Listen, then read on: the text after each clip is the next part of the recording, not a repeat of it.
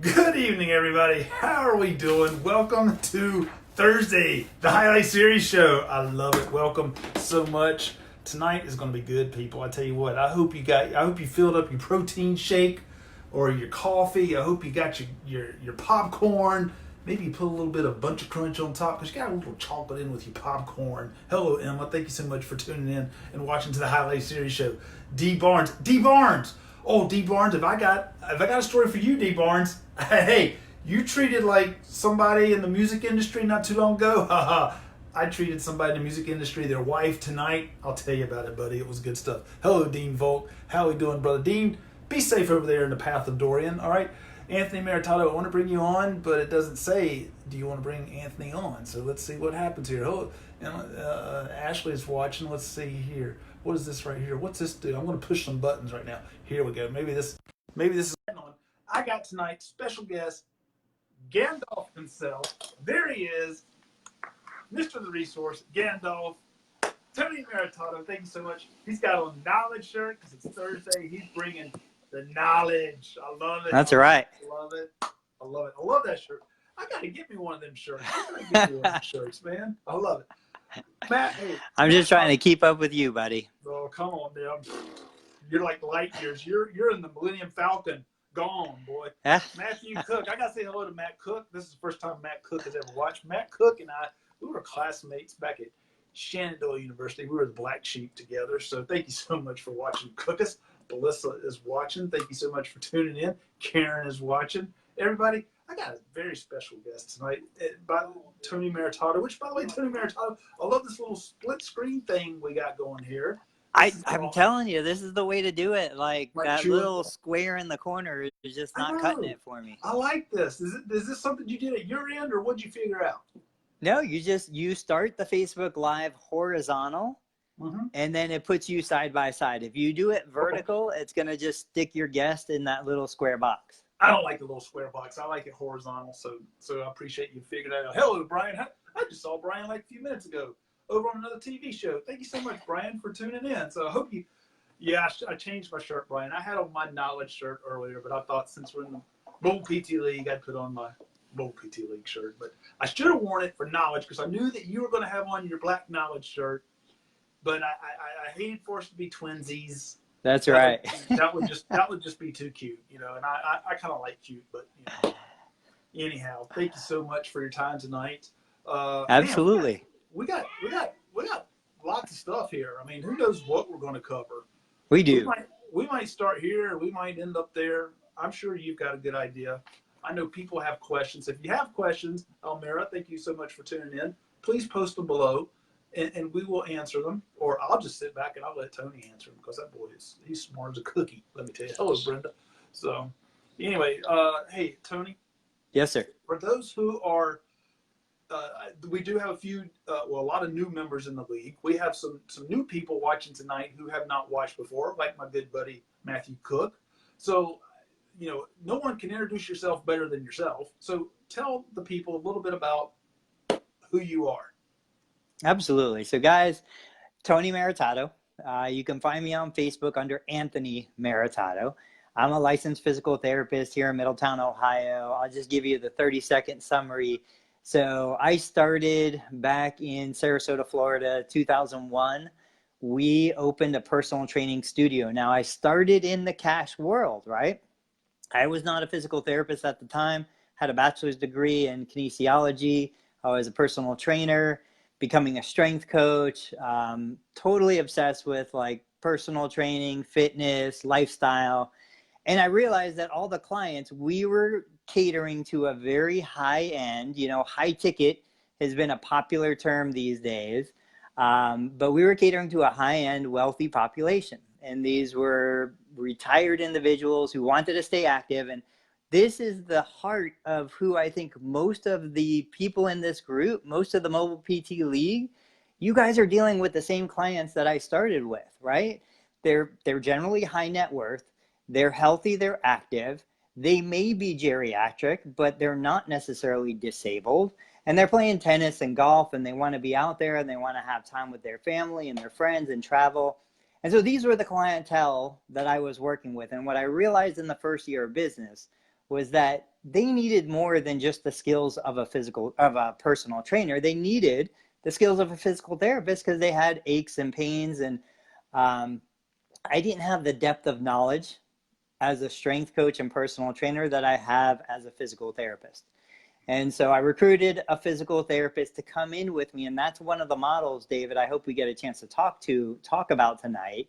Yes. I recruited a physical therapist. She came into my facility. We'll talk about the legalities and how we made it work.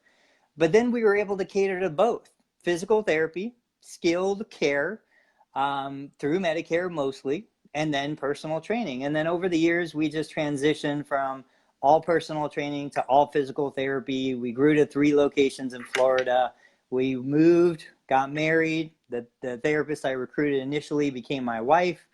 We now live in Ohio. We have 2 clinics here. We had 5 clinics at the largest.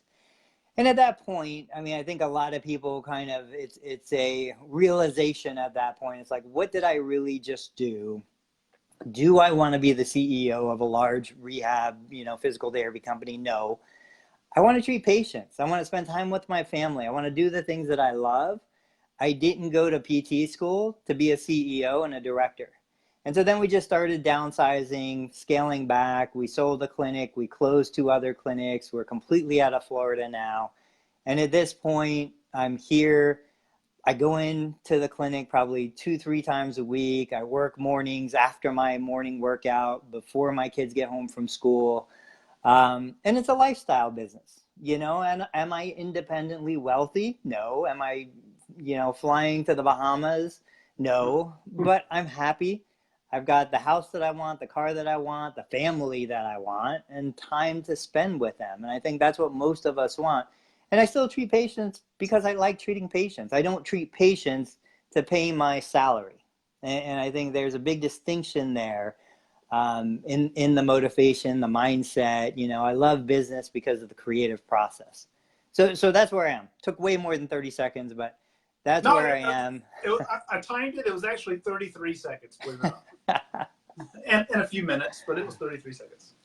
So I love it. Well, lots of topics, and of course, obviously, a big topic. Oh, you need to get that. It might be. No, I don't. I need to shut it down. Go ahead. Your kid's calling, hey, Dad, can I have some money for pizza? Yeah. Have your kids even started school yet? Yeah, they did. They started about 2 weeks ago, 3 weeks ago. Because it's funny, like we had it on the national news, and it's like, oh yeah, first day of school today. I'm like, you kidding? My kid's been in school for a month. Yeah, wow. But anyhow, I know we're going to cover a lot of stuff. Big hot topic out there is obviously everything Medicare. We can touch on some Medicare. You had mentioned a model that you'd like to cover. Also, earlier in the week, Monday or something, you had mentioned a strategy about talking to a physician to market with them. You can go ahead and grab that if you need to. There might be somebody. It's not. Somebody telling you that you want $1 million or something. Who knows? Yeah. But you mentioned a strategy of working with a physician to determine if someone, if it was medical necessity. Yeah. And I thought that was kind of brilliant. If you'd like to share your thoughts and your idea on that, because I was curious. Yeah. And we can start with that idea. Go to your the model that you just mentioned, and then we can. I know I had one question regarding Medicare, and we can progress to there if you want. Absolutely. So let me take a step back, because you and I have had the good fortune of talking quite a few times. And just to kind of, for the new people in the group, to give them the landscape and the terminology that we need to get comfortable with. So when we're talking Medicare, and go back, look at the old videos we have, look at CMS Chapter 15, the Medicare Policy Manual, go down to Section 40, read the information about opt-out providers. We are not eligible to opt out of Medicare. That confuses a lot of clinicians because they say, well, I'm not credentialed with Medicare. It doesn't matter. This all goes back to the mandatory claim submission law. Lots of stuff in there that we're not going to get into tonight, but just so you understand the terminology, you may be participating or non-participating with Medicare. In both scenarios, whether you're PAR or non-PAR, you have a Medicare provider number and you are essentially contracted with Medicare. If you have no affiliation with Medicare whatsoever, that is the scenario where you're still potentially, and there's been several articles written about it and there's no clarification, potentially subject to the mandatory claim submission, which means if you see a Medicare beneficiary for covered services and you have to know the definition of that, then you're required to submit a claim. Well, if you're not affiliated with Medicare, you can't submit that claim. Okay, that's the language, right? 3 categories: PAR, non-PAR, completely unaffiliated. For tonight's discussion, we're going to kind of touch on all 3 because I think they're important. And so we start off with the situation of, well, what's a covered service? Because if it's not a covered service, it's not subject to the mandatory claim submission. And you, whether you're PAR, non-PAR, or completely unaffiliated, you are allowed to bill a cash rate for those services. Okay, and so obviously I'm going to use extreme cases here. You have a referral. That referral comes from a physician or a friend or a family member. It's an individual who had a stroke recently. They've got comorbidities, including hypertension and, dizziness, difficulty walking, difficulty with transfers, difficulty with bathrooming. They can't take care of themselves. They have 24-hour care. Obviously, if that person is referred to you, they require the skills of a licensed physical therapist. That is going to be a covered service. It's very black and white. Like, there's no question that a personal trainer could take care of that person, right?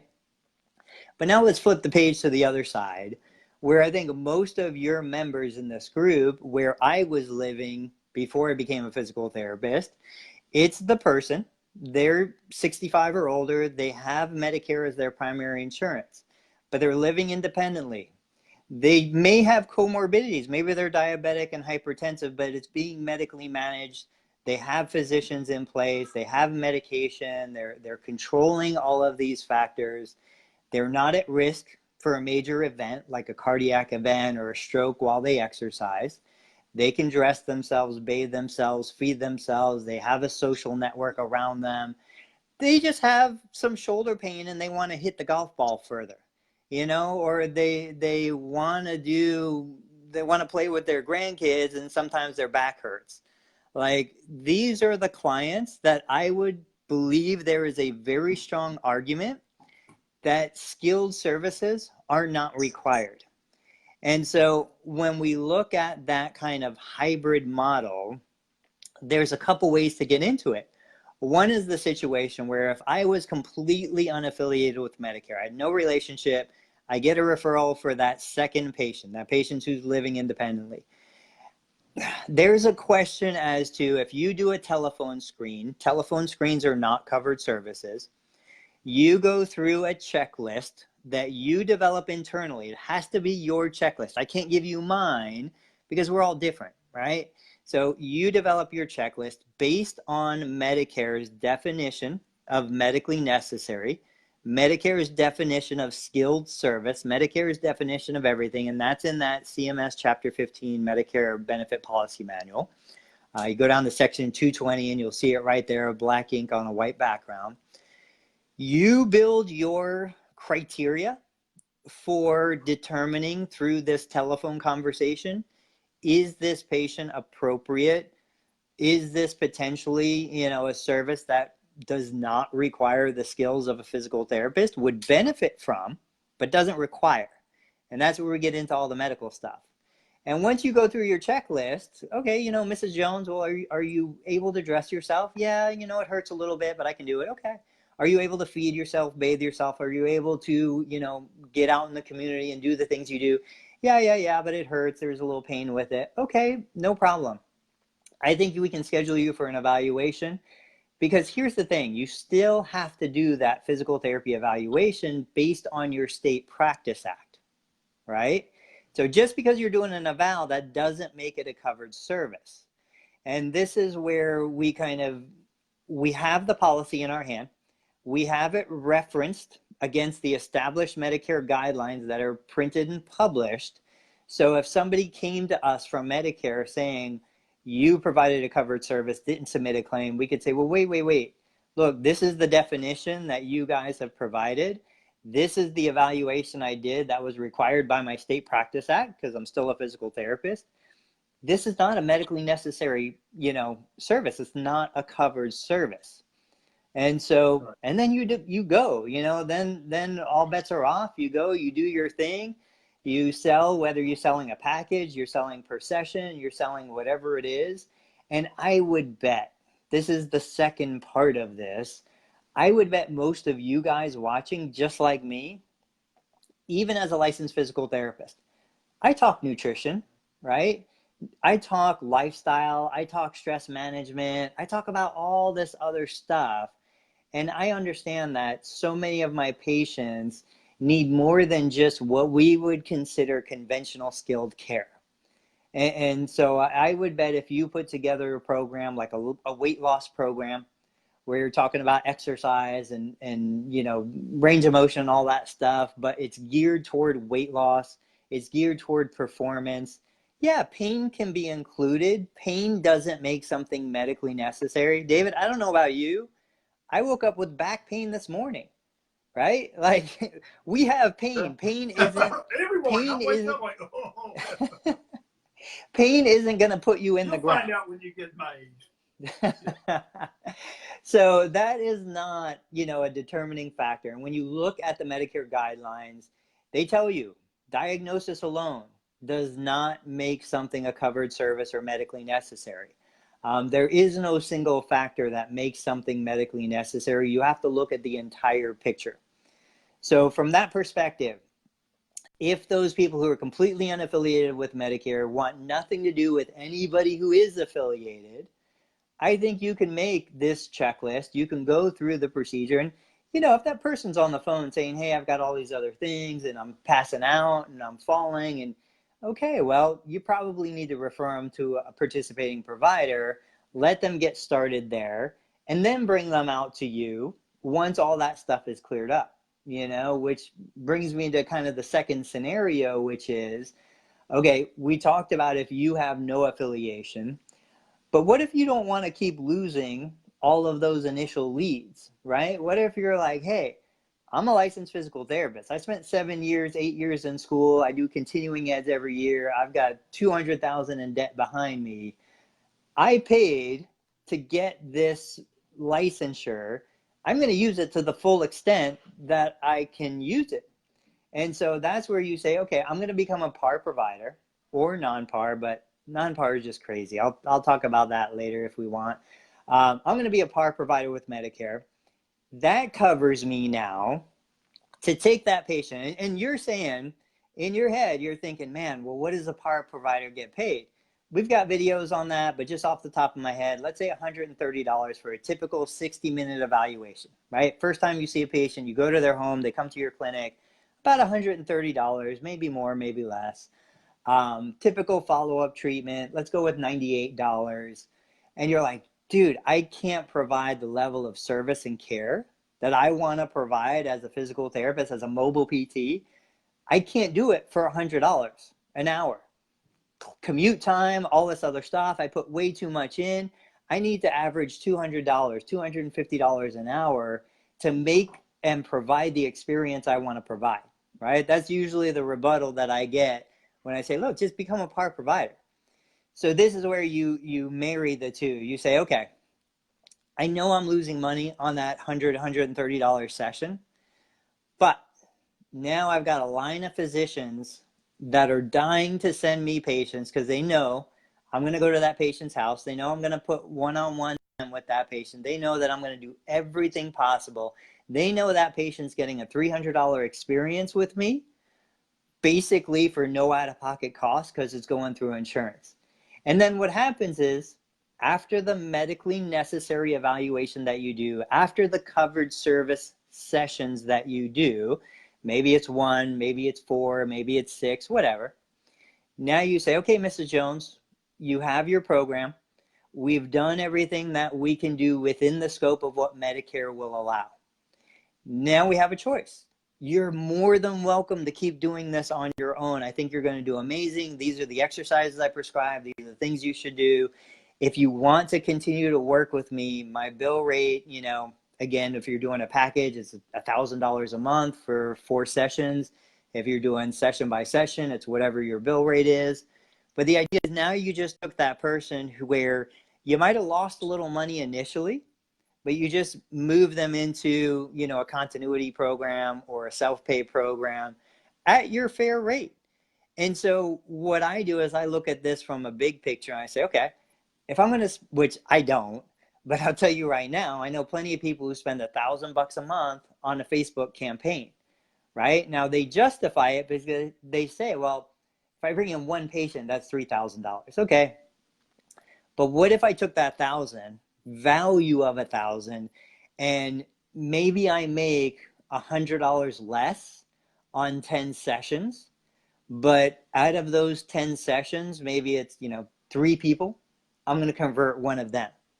I would take that deal all day long, because now even the people I didn't convert, who didn't want to stay out of pocket, stay on a continuity program, they have friends, they have family, they have colleagues, acquaintances. I just put myself into their social circle as this provider of, provider to the stars, essentially. And anytime somebody's going to come in to the golf club and be like, oh, my shoulder's killing me. Hey, you got to go see this guy, David. He is incredible. He is the silver fox of therapy. Nobody does it better than him. And, again, marketing, man, building connections, building networks. You talk about those connections all the time on your live broadcast. And that's where the value is. I'll take those personal connections over any ad campaign. And I think, Will and Alex and all the Facebook guys, Jordan, they would all agree. Personal contacts first. And then when you max that out, then you go to paid ads. Absolutely. I know I've been talking like crazy, so jump in here. No, it's great. I loved it. But you're absolutely right. So, yeah, definitely. You could take, depending on your rates, and like you said, some people may say, well, I can't justify giving away my services for $100, $120 an hour because of this. But you're right. Man, if you see somebody 4 times for $120, but it gets you that person or somebody in their circle, you actually make more money. And it's called sustainability. Exactly. And, so there's 2 directions you go with that. One is you say, okay, well, what if somebody needs, 12 sessions? Maybe they don't need 12 sessions with you, right? So you get that person in, you do 1 or 2 sessions, and you're like, oh, you're going to need more than we expected, or, hey, you're doing amazing. Now it's time for you to transition to this another in-network provider who has the facility and the resources. Like, I want the members of this group to understand what it is that they're selling and where their value comes from, what the niche is for them. They're not a big box provider. Like, the big box guys do an amazing job at high volume, right? Walmart does an amazing job at high volume. Nobody does it better, but you're not Walmart. None of us want to be, none of us are, but Walmart exists for a reason. So if Mrs. Jones comes into me, we do 2 sessions, right? I'm like, okay, Mrs. Jones, this is great. Listen, I know Bob. Bob is a therapist down the road at this clinic. I've talked to him. I've met with him. They're a busier clinic, but it's time for you to transition to them. And then down the road, if you'd like to come back, this is the rate. This is what I do. But unfortunately, I can't provide this level of service for a lower rate, right? And so again, now you're running point, and you and I have talked about this. You're the one that made the initial contact. You're the one who's running the team. And so you are kind of bringing your patients the services they need at the price point they want. So you got your people who, they don't care. I mean, if it's $100 or $300, somebody's bringing in $5 million a year, it's not going to make a difference. And they're going to appreciate paying a little more to get what they want, where they want it, when they want it. But you can't do that stuff unless, one, you have a policy in place based on established guidelines. You play the game to win, but you play by the rule. Or two, you choose, hey, I'm going to put my marketing dollars into becoming a participating provider, bring those people into me, give them the premium experience that they could possibly get. And then if they need more than I can provide and they're unable or unwilling to pay the price they need to pay, I have resources to transition them out to. Because the alternative is they go straight to a box clinic, they share their hour with 4 other patients, and they get a bad taste in their mouth of what physical therapy really is.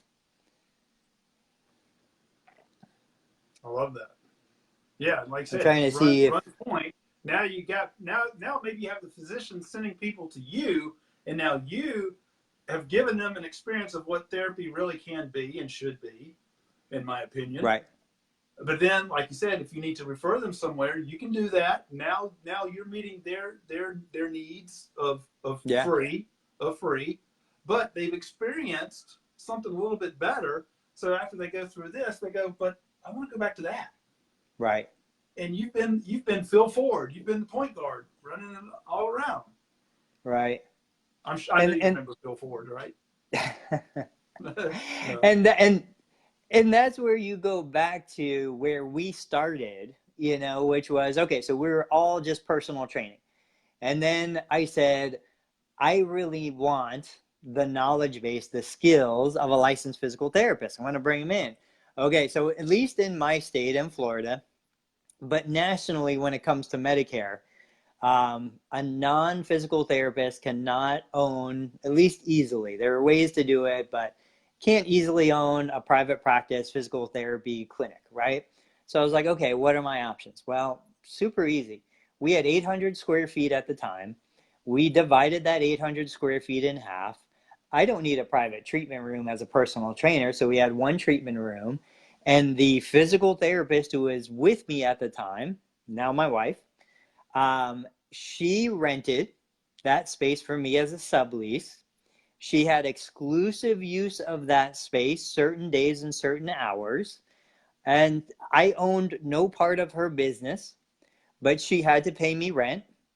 And then, of course, the standard rate, right now, I'm going to say it's between 5 and 7% of, if you outsource your billing, it's 5 to 7% of total revenue is what you're going to pay to a billing company.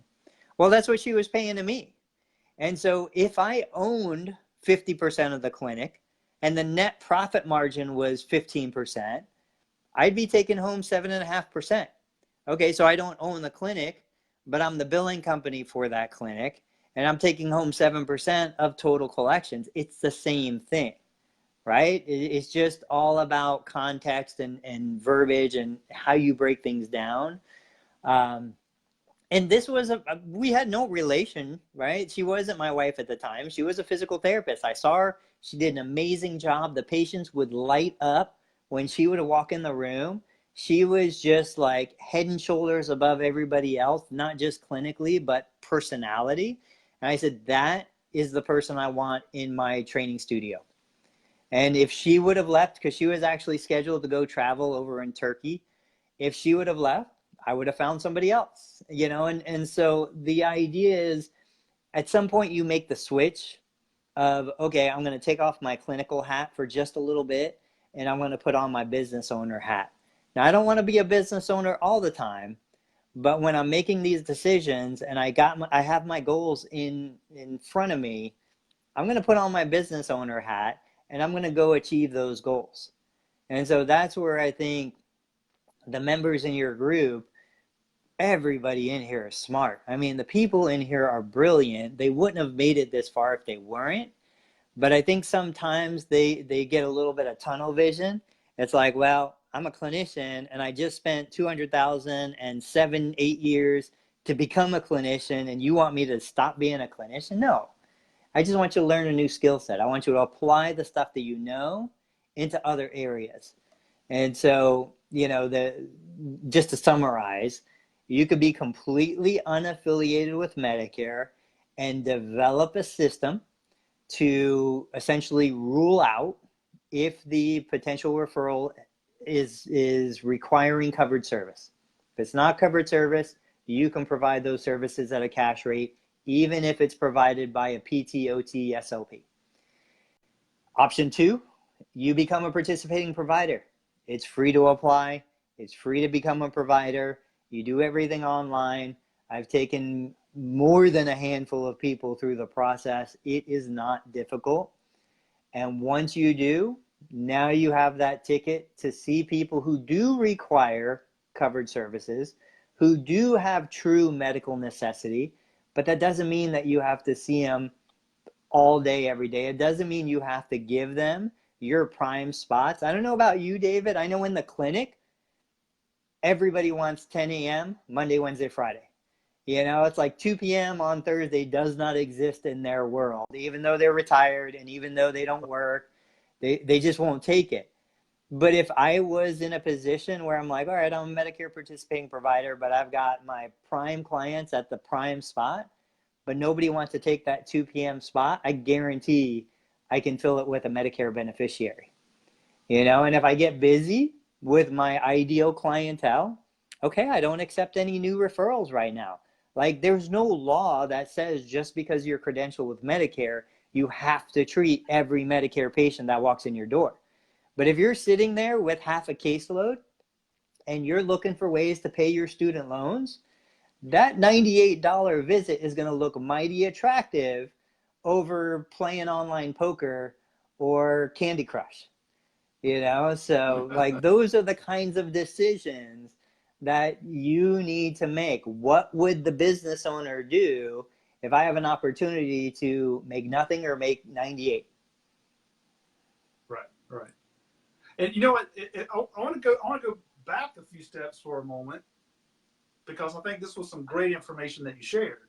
Well, everything you shared was just, you know, bam fuego. But like what you said, even if you're no affiliation, you could do an evaluation of a person to determine the medical necessity, and if that person is indeed medically necessary for skilled physical therapy, you could refer that person out.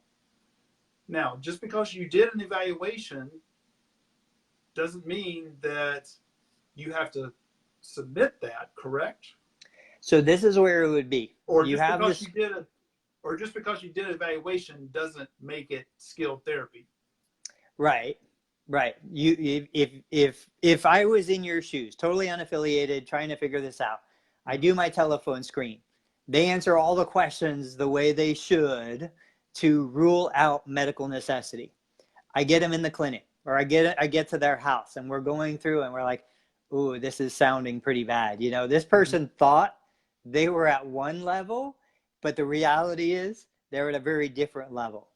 Right there, you stop, and you're like, hey, this is medically necessary care that you need. I am not a provider with Medicare. I cannot provide you these services. This is who you need to go see. You know, and so you didn't create a plan of care. You didn't complete that whole session. Like, the purpose of the screening is to avoid that situation, and it should be handled on the phone to say, hey, go see this guy or girl. They're the best in the business. But mistakes happen, you know, things come out of nowhere. And so you get there and you stop and you're like, ooh, this is a lot more than what I can handle. This is who you need to see. This is what you need to do. And then you can come back to me. And then you spend the next 30 minutes and you talk and you socialize and you help them the best of your ability.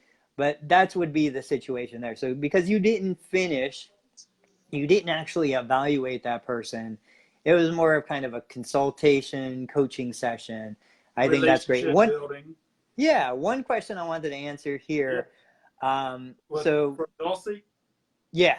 Yeah, okay. Yeah. So patient post total knee replacement wants me to do more therapy than is provided by Medicare. Is that allowed cash pay if she is already has a therapist? So here's the deal with that, because that comes up a lot. Yeah. First, just to clarify, there is no limit. There is no cap. Those words do not exist any longer. Take them out of your vocabulary. The powers that be are using the terminology financial threshold, right? So there's a financial threshold the patient will reach, which if you're doing skilled care, it has to be medically necessary, whether it's the first treatment or the 30th treatment. And then there's more regulation on top of that. But technically, there's no such thing as a Medicare limit. There is no financial cap any longer. If the patient requires skilled care at any point, it's covered, and it should be provided by a physical therapist who is a PAR or non-PAR provider. That being said, look at it from this perspective. I'm a PAR provider. Patients coming to me twice a week, post-op knee replacement. Maybe they had complications. Maybe they had an infection. They're on 6 weeks IV antibiotics. You know, they're going to have a revision, like all of this stuff piling on. I see these patients. I love treating these patients. This is why I'm still a therapist. But that being said, let's say this patient wants 5 days a week. They are hardcore, super motivated. Okay, they come to me for 2 times a week skilled care. They go to you, I can't count, 3 times a week for, you know, what we would call in terms of Medicare non-skilled, but that doesn't really mean it's non-skilled. It's just not covered service, you know. And so you can have a situation like that. Now, in Dulce's chance or case, it might be they go to the therapist once a month. Maybe they're on maintenance through Medicare, totally a covered service once a month. When you look at the criteria, Medicare has printed examples of patients that are on maintenance, that are long-term patients, and they tell you, I've got videos on YouTube that explain and show the examples. Well, if they're medically unstable, if you need to actively monitor blood pressure, they have syncope, any of these things, yeah, they need a physical therapist. But if you're just kind of evaluating, assessing, updating, then they can go work with somebody else. Just because that somebody else is also a physical therapist does not make it a covered service. So a great example, they have a humeral fracture. It's an unstable humeral fracture. That person needs to work with a physical therapist. It's a covered service if you're doing stuff for the humeral fracture or the rotator cuff. But a post-op knee replacement, I'm sorry, I treat knee replacements all day long. There is 90% of the stuff they can do that's not medically necessary, not a covered service, that will benefit them and improve their outcome. There's about 10% of the stuff, which is, let's check your range, let's check your progress, let's set new goals, you know, establishing plan of care. In fact, Medicare has in that literature that I gave you, don't quote me on this, I'm going to say a list of 8 items. And it's like the evaluation, medically necessary, a covered service. Assessing the patient's functional status, progress, you know, covered service. Teaching the patient, educating the patient, the caregiver, family, covered service. But what's not in that list of 8 things is sitting there and counting reps, is sitting there and motivating, right? How much of what you do, David, honestly tell me, how much of what you do is about motivation, about keeping it enjoyable, about making it something that they probably would normally hate, but you make it enjoyable? Like, that is such a huge part of the value. Now, awesome that you have this boatload of knowledge in your head, but the reality is so many people, they're paying for you, and it's not necessarily a medically necessary service. Right. They're not going to have a heart attack if it's not you doing it. If there was a personal trainer who knew just as much as you, they'd be fine. Right. And I love how you've explained. Hopefully, this is, people can wrap their head around this, because I know some people have trouble wrapping their head around it. But you've explained it very beautifully. And I know that there's been a lot of discussion of, hey, you can't see Medicare person, period. Nah, no, And I think you've done a very nice job of saying how, yes, you can. This is how it can look. This is how it can happen. So I appreciate you sharing all that tonight. I think there are just so many scenarios, so many cases, that again, if you don't have somebody, and this is where, like, not just to plug what you're doing, but this is what I love so much about what you and others are doing, is the fact that, okay, so we were in school. I always think of this, like, those 3D posters, you look at them for the first time and you just see all these squiggly lines, and then you Right. change the way your eyes are focusing and the 3D image pops up, right? Right. And so in school, it's like, okay, we've got this idea of what being a clinician is. But it's not until you surround yourself with people who are higher up on the mountain than you, people who have had different experiences, have looked at things differently through a different scope and a different focal point, that all of a sudden you see something that you absolutely couldn't see 2 days ago. And so you bringing people together for the events that you host and others, we know everybody, in the community who's doing this stuff. It's like, that's what the value is for that. It's not so much about the coaching and the mentorship. That stuff's great. The information is great. It's about surrounding yourself with people that have seen something differently, look at things from a different perspective. Like, I love comedy because a comedian will look at the same situation I look at and they'll find humor in it. Like, we look at things based on context and we just see it differently. And once you see it through my eyes or through your eyes or anybody else's eyes, then all of a sudden you're like, oh, why didn't I see that before? I don't think a day goes by that I don't, like, have a realization about something, usually something stupid. But it's like, oh, why didn't I see that for the last 3 years? So Well, man, I hate I'm not wearing my knowledge shirt. I had it on earlier. I wish I had my knowledge shirt on to be with you. Hey, so Bianca earlier had posted a question when I did the Canva advertisement or whatever. But she asked, transitioning from physical therapy to wellness with a Medicare client, do you complete a wellness assessment and have them fill out an ABN form? So I would say no. I would say you've got two ways you can handle this. So if you are a PAR or non-PAR provider with Medicare and you've been submitting claims, and now you're getting to the point where you as a professional have determined, okay, the need for skilled care is over. We're going to move to more of a generalized fitness program, or we're going to move more to performance now, or whatever it is.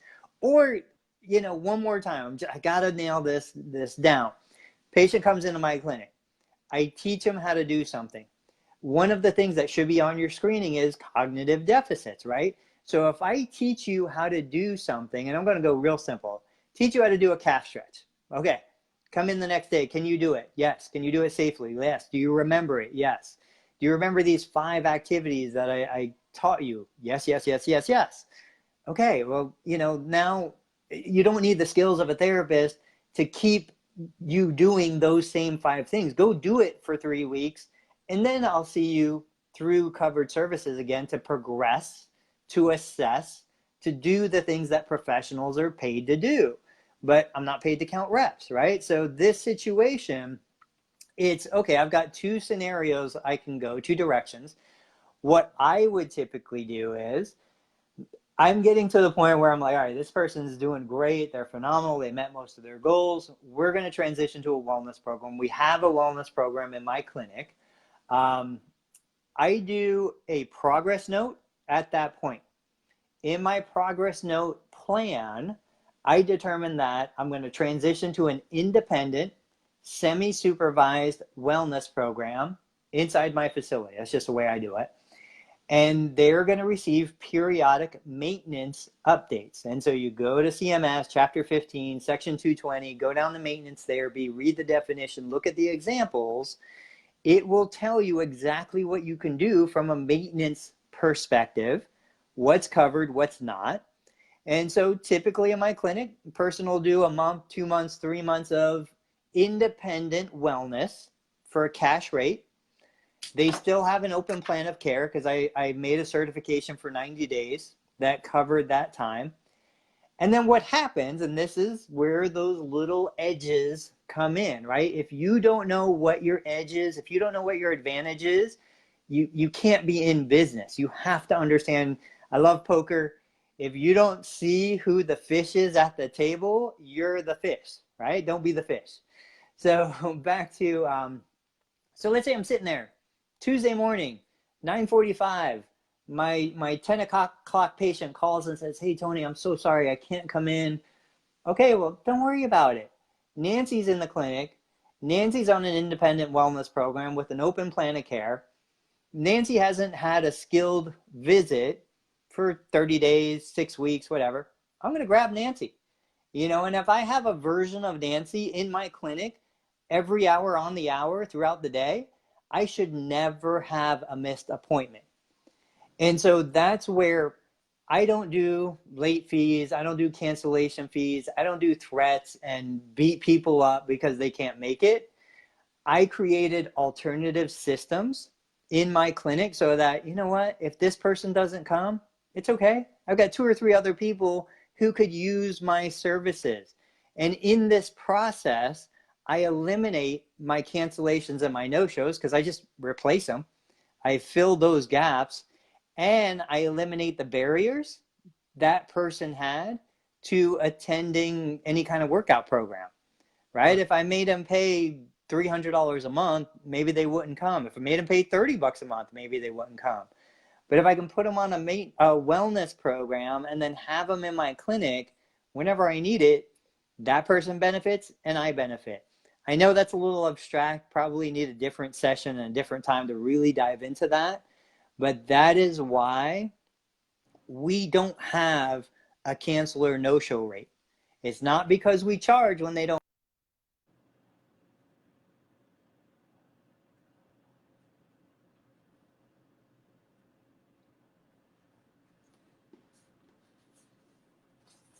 Anybody else freeze? Am I frozen? Joseph, Ray, am I frozen or just Tony? Could be. We're probably about to have a storm out here and he froze. I don't know. Hopefully he'll make it back. We'll see.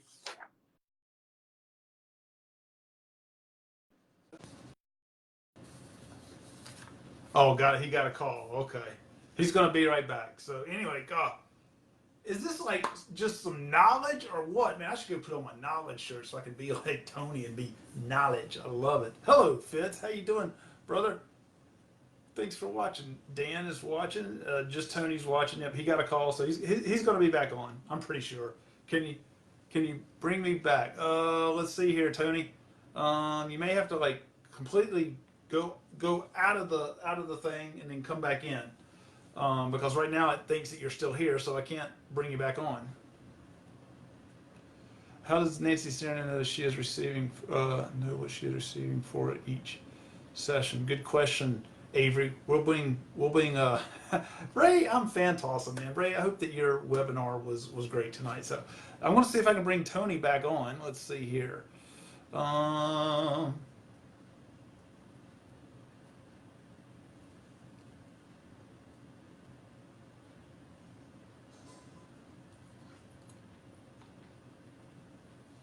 Hello, Tatiani. How are you? Thank you so much for tuning in. So Tony's my guest, Tony Maritato.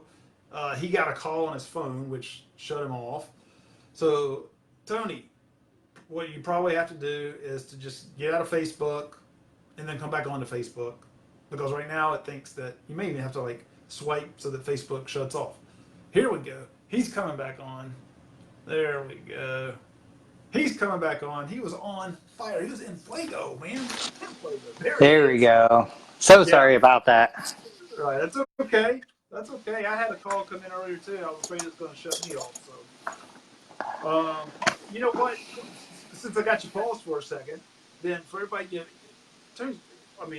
Gandalf, wealth of knowledge, Mr. the Resource. So if you really want to learn more about this, I don't do this all the time, but certainly with Tony's group, he has the Medicare billing for mostly cash-based therapists group, Yeah. And I mean, this guy's, I mean, I have him on here on my show for a reason because he is the man. I don't know all this stuff. I know some of the stuff because I've talked to him so much, but he's the man. You know, he is Britannica Encyclopedia.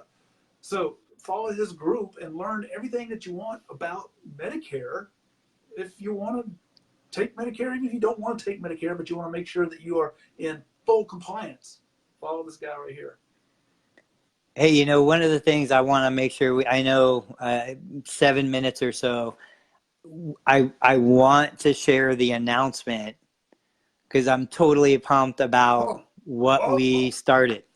yes, yes. And I feel like I should go put on my knowledge shirt or something so I can feel like at least a percentage as smart as you. So anyway, in this case, it's a check-in session. Oh, there was a question while you were off the air about Yeah. Nancy and her appointments and stuff. And I think that Joseph is. Oh yeah, the question was from Avery. Joseph is answering Avery, I believe, or giving his 2 cents worth. So cash for a session or give a credit for the next session, bill Medicare for the assessment. So yeah, I was talking about maybe you can decipher what the question was there. Yeah. Okay. So I'm just going to read it. In this case, tell her it's a check-in session, progress note, reimbursement. Reimburse her the cash for the session. Give her credit toward the next session. Bill Medicare for the assessment. So he's basically saying that if you're charging on a per session basis for your wellness visit, which if you're mobile, you're going to the house, yeah, absolutely, you're charging that per session fee, maybe a package of sessions, but nonetheless, yeah, so you just say, hey, Mary, you know, or Nancy, whatever name I made up, we're going to do a Medicare reassessment. So Medicare knows where you are in the scheme of things, you know, and this is a covered service, so it's going to be reimbursed by Medicare. But I'll tell you one other thing that nobody is talking about. Like, I just don't understand. We have so many amazing, smart clinicians in this group, but I don't know. People just aren't talking about this. I want you to think of this for a second. So I already said, like, there's no federal law that says you have to take Medicare beneficiaries whenever they want to come, and you have to displace your high-paying clients to put a Medicare beneficiary in that spot. No, it doesn't exist. The other thing that doesn't exist is there's no law, and I know a bunch of the people watching this are going to say, I know that, I know that. There's no law that says your full session has to be covered services and has to be medically necessary. And that's where we go back to a situation where you say, okay, I've got a little more of a price sensitive community, right? My patients, a little more fixed income. They don't have the affluence that some others have. Okay, so I do a Medicare evaluation. I provide covered services. Let's say half the session, 30 minutes of a 1 hour block is a covered service. But then the other 30 minutes, we know dry needling isn't a covered service. There isn't a CPT code that physical therapists can use for dry needling. There are established guidelines by the PTA or APTA that say do not bill dry needling as manual therapy. There are, on the other side, Blue Cross Blue Shield plans that say bill dry needling as manual therapy. So I'm not going to say one is right or wrong. I'm just saying you have to see what the literature is. But currently, this year at least, there's no CPT code for dry needling. That's not a covered service. Yes, you can bill it as an unlisted code. I'd say it's questionable because it is an intervention, but that's something that therapists are charging $50 for. So you do a 50%, a 30-minute Medicare covered visit. Maybe Medicare covers the manual therapy that you're doing and a little bit of neuro. And then you do some dry needling. That's a $50 charge on top of the reimbursement that Medicare gave you for the first 30 minutes. And then maybe you do some performance training that's not therapeutic exercise for the medically covered service. It's just general health and conditioning. You know, I tell you all day long, my total knee replacements perform and heal better when I improve their cardiovascular, when I work their upper body. You know, they have 3/4 of the rest of their body that also would benefit from exercise. That's just general conditioning. It's preparing the garden for the crops. And so all of these things, I think all day long you could do a situation where you become a PAR provider, you do some covered service, and then you do some self-pay cash service. And again, if they don't want to do it, if the beneficiary doesn't want to do it, you connect them with an in-network provider, and I promise you, you find the best in-network provider in your community. Not bragging, I feel like I'm one of the better, not me so much, but my clinicians, my staff. I'm not that great of a therapist. I just like what I do. But you come and you see my staff, it's just a different environment. I cannot provide the experience that David Bayliff can provide. That's not the business that I'm in, and so you understand, I can go to Steak and Shake and get a steak, and I can go to Ruth's Chris and get a steak. Just a different experience, right? Yeah. Or Golden Corral. You get 10 steaks at Golden Corral. Yeah. All right. Yeah. So you can go to IHOP and get a burger. How about that? That's right. So what you're saying is that you could you have the total knee, and then we're going to get to the announcement here. You can have a total knee come in. Maybe they're at the point where they haven't reached full range, but they're doing well. They're doing well in their exercises, but they still need some manual to the knee to help the knee improve. So what you're saying is you could do, if the person is willing to do this, like what he said, you could do 30 minutes of some skilled manual for their knee, but now they're progressing to more of like cardio element of a program, sport performance, if you will, whatever you want to call it, of a program. And now that is on a cash base. So maybe you build Medicare for 30 minutes, and now they have a reduction of your cash cost for an hour, but they're doing stuff, and that could be determined, or that could be deemed not medical necessary care. Is that what you're saying? All day long. Look, you're TPI certified. You are TPI certified. Right. You get a golfer who had a total knee replacement who wants to get back on the course. Mm-hmm. All right. Maybe you do even 20 minutes, 15 minutes of manual therapy as a covered service. You get reimbursed. Or let's go to the high end. Let's say you do functional activity as a covered service through Medicare for that golfer, commode transfer, bed mobility, that kind of stuff, right? 15 minutes, it's going to be let's say a $32 reimbursement, $32 reimbursement. Your normal bill rate, and I'm not saying yours, but I'm saying imagine yours, $250. Okay, so you just took $30 off the total cost of that visit. Now the remaining, technically, I mean, if we're splitting hairs, you could say the remaining, what am I thinking here, 60 or 52 minutes could be all golf performance that, they end up paying you $220. So your net is $250, but they get the benefit of using some of the coverage that they've paid into the system they paid into their whole life. Right. They still get the covered service. Now you have to be a PAR provider. This wouldn't be an option for unaffiliated clinicians. But I mean, yeah, there's just so much creativity that people aren't exploring. People aren't diving into those corners and kind of teasing out the stuff that I think across the board, like you mentioned my group. I appreciate you mentioning my group. I am by no means the brains in that group. Nancy Beckley, Rick Gawanda, like they're the experts all day long. I know, what a guppy knows, and they're the great whites in that group. So I'm the facilitator and nothing more. But hey, listen, I know a guppy, and you ain't no guppy, okay? You ain't no guppy. All right, we ready for your announcement? All right. Drum roll, please. This is exciting. I can't wait. This is going to be good stuff.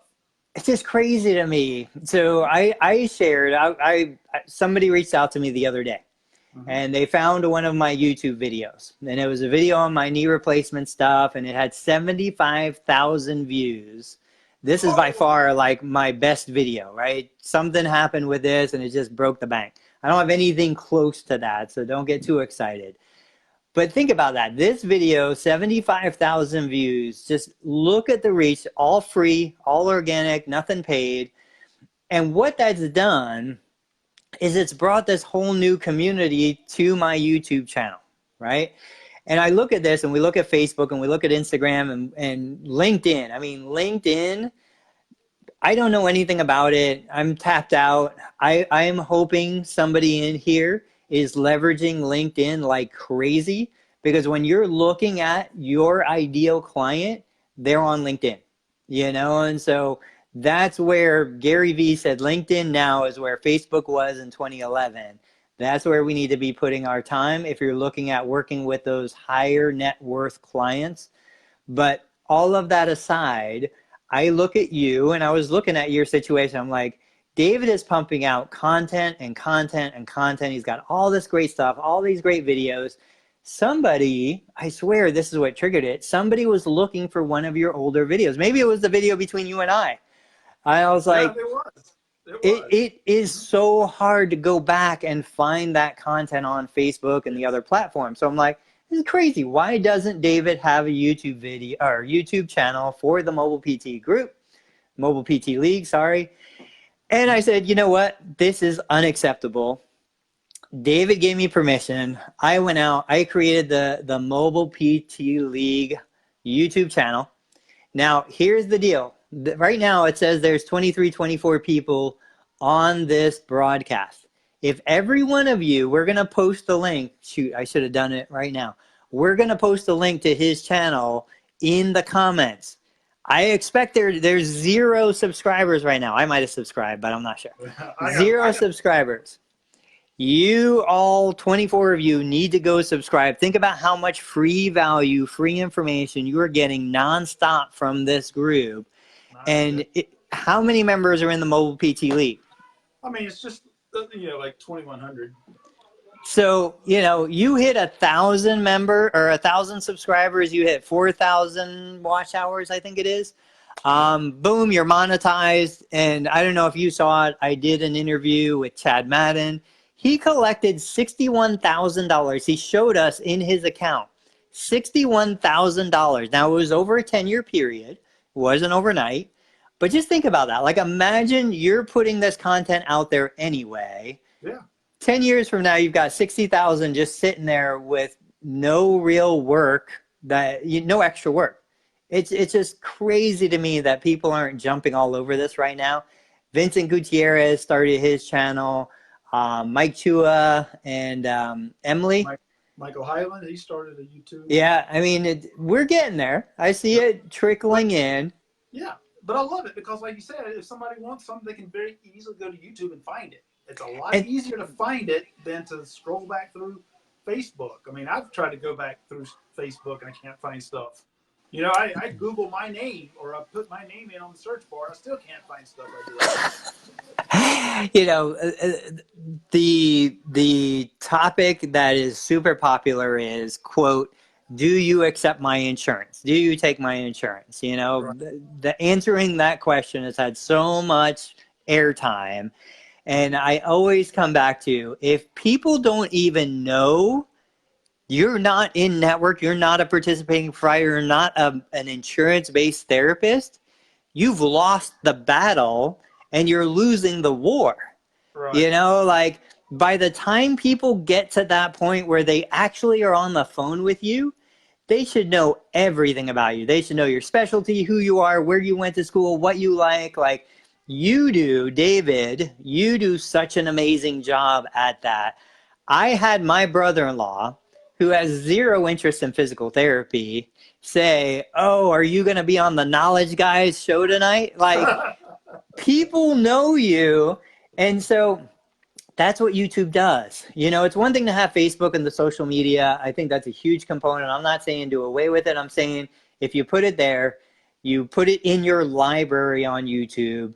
You know, of course, you could take it to the next level. You can get it, you could turn it into a blog post. You can pull the audio, turn it into a podcast. Like, there are so many things you can do with it beyond that. I don't want to overwhelm, but I just think at the bare minimum, go to David's YouTube channel tonight. I'm going to post a link. Go to it, check it out. I've already signed up, so thank you, Ionel. He's the first one.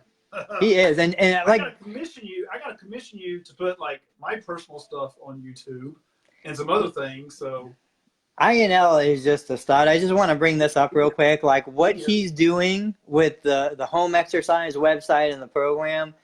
Again, back to, people just don't see it until you show them, and then once you show them, the light goes off. So I did a video not too long ago. I said, you know what? This guy's got this amazing website. Why am I not using it? I go to his website. I create a home program. It's a generic home program. It's a like a phase 1 shoulder program, tendinopathy, rotator cuff type of thing. But I'm like, what can I do with this? I know there's more that I can do with this. I grab his program.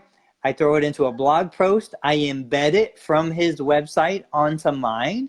I add some affiliate links. So now the pulleys, the TheraBand, whatever I want to sell with it, clients go to it. They see the program. They see the products. They buy the products. I get a commission. Like, there are so many layers deep that we could go. And these are little assets that you're building. Your YouTube channel is an asset that will put money in your pocket in perpetuity. Millions of dollars? Probably not, because you're not PewDiePie or any of the big gamers, but maybe a little bit of money, maybe enough to buy a nice bottle of wine for your wife. well, two things. Number one, I don't know what that impurity word is. PewDiePie. PewDiePie. I've heard of that word. I don't know what that means. Whoever, whoever is watching this, 22 of you out there, and anybody who's watching the replay, post replay, and if you know who PewDiePie is, tell me you know, post it in the comments. If you don't know who PewDiePie is, go look it up, because this dude's making millions and millions playing games. Okay, go ahead. The 16-year-old that just won $3 million playing Fortnite? No, it's not. Like, there are so many of these kids making so much money. PewDiePie. How do you sleep at night? I mean, your brain just doesn't shut. What's it like to be Tony Maritato? I sleep well. A guy with a big white hat, long beard, and holding up a staff. I mean, is that what it's like? You know what? I sleep well because I know that my family is taken care of. I know that I've got the financial security. I know I've got the vehicle. And this is foreshadowing something. Mm-hmm. But if somebody took everything away from me tomorrow, I know exactly how I would rebuild it. So just anybody watching, think about what I just said. If somebody took everything away from me tomorrow, I know exactly how I'd rebuild it. So. Right. Man, well, wait, are you saying somebody's taking everything away tomorrow? No, but I'm saying something cool is coming out. Okay. All right. Greg Spooner, thank you so much for watching. Spooner was going to build an empire of Spooner physical therapy. And then doggone it, there was already a Spooner physical therapy out there. I was going to say, that's not the one in Arizona, right? That's where I work, was Spooner physical therapy. Yeah. So anyway, Bill Johnson, he watched, he was on earlier. He's one of my classmates. I have 2 classmates watching tonight. I'm honored. The Black Sheep. Long live the Black Sheep. Buffy. Buffy's watching. Buffy's here. Dan, Andrew. Like, this is such a cool crew. Sweet D is watching. Ray's watching. Rob was on earlier. Olga's watching. This is just amazing. So yeah. So did you already post the link to the YouTube? Keep going. I'm gonna get you off my face, and I'm gonna post it. You can keep talking. Okay. So yeah. So if you just tuned in, we the Mobile PT League now has a YouTube channel. So all these videos can be on YouTube. You can go to YouTube, Mobile PT League, find all these videos very easily. You don't have to scroll back and, you know, when I reference like, hey, you remember like 6 months ago when Tony and I had a conversation on the Highlight Series show, you don't have to try to go find it all. You can just go to YouTube, Bada bing, bada boom. There it is. All right, Greg Spooner. You are the original Greg Spooner. I love it. Greg, I forget. You weren't from North Dakota as well, were you? I can't remember. Anyway. So, all Tony right, we're good. There it is. He's going to post the link. I love it. It's good. And I'm serious, Tony. I got to get you putting my knowledge on YouTube as well. And my wind down. That's right. So here's the thing. Anybody, special treat. Like, I've been wanting to do something special for this group. You guys are just, all of you are just so generous. What I'm doing, and this isn't anything salesy, I'm not selling anything, like, it'll be free to anybody, but especially you guys. I'm recording and documenting the process. I'm showing you exactly step by step how I created the channel, how I'm creating the thumbnails, how I created like the artwork, because nobody, David, you still have artwork that doesn't fit the Facebook header. So I'm showing you how to get artwork that fits your YouTube channel on mobile, on desktop, on TV. And the main thing that nobody knows, that I didn't know either, is how to go into a closed group. I don't own, I'm not an admin on the Mobile PT League group, but I'm going in and I'm grabbing all of David's videos and I'm pulling them over onto YouTube. Now, if there was some entrepreneurial clinicians out there who are like, man, I just want to do something, maybe they're young, they're in school still, this would be something where you could go do it. You could find a clinician, a practice. You can create their YouTube channel for them. You can grab all their content, throw it in there, and be like, hey, guys, look, I love what you're doing. You didn't have a YouTube channel. I just made this for you. I'm happy to manage it for you. This is what it costs you a month. You could give it to them for free. You could say, hey, if you want to buy it, it's $1,000. If you don't want to buy it, no big deal. I'll just delete it. It doesn't cost me anything, right? And probably takes, I mean, really, if I was generous, what you see when you go to the Mobile PT League YouTube channel right now probably took me 75 minutes, you know, and that was from scratch. Like, so this is the kind of thing that, again, if you're getting toward burnout, if you're stuck in a job and you're like, oh, I hate this, I need something, I want something else, and you know patient care for 40 hours a week isn't the solution, there are so many other ways that you can leverage your knowledge, leverage your talents, your connections to just get out there and do something else, you know? And so I'm recording all the steps in the process. I'm going to package it up into a free program. You guys will all have free access to it. And this is a little token of my appreciation to David, to Josh, to F. Scott, to all you guys out there, just because you do so much, you know? And so I want to give back a little bit. This is my chance to do it. Well, thank you. Absolutely. This guy is the most giving person in the world that I know. I don't know how he does it. I mean, I'm trying my best to keep up with him on the giving, but this guy, hey, as long as he stays ahead of me and I keep striving, then I figure I'm doing pretty well. Thank you so much for everything you do, man. It's awesome. No problem. I think we should wrap it up, and this video will get on the YouTube channel as soon as it finishes rendering. I love it. I love it. So thank you for everything, Tony. Thank you so much for your time tonight. Very generous. Absolutely. Again, because you're such a giver, very generous of everything. But thank you so much for sharing the knowledge. Thank you for wearing that knowledge shirt. That's right. I love it. I love it. So I had mine on earlier. I should have left it on because, anyway. But you shared great information on Medicare. It was so helpful for a lot of people. Thank you so much. Now when people post questions about it, I can say, hey, go to the YouTube channel and find it. It's right there. And it makes life a lot easier. So, Brian, you're most welcome. Brian, thank you so much for tuning in. Georgia, thank you so much for tuning in. I had a nice conversation with Georgia yesterday, man. She's a sweet girl. She was awesome. So, anyway, thank you, Tony. All right, guys. We're going to kick it up a notch.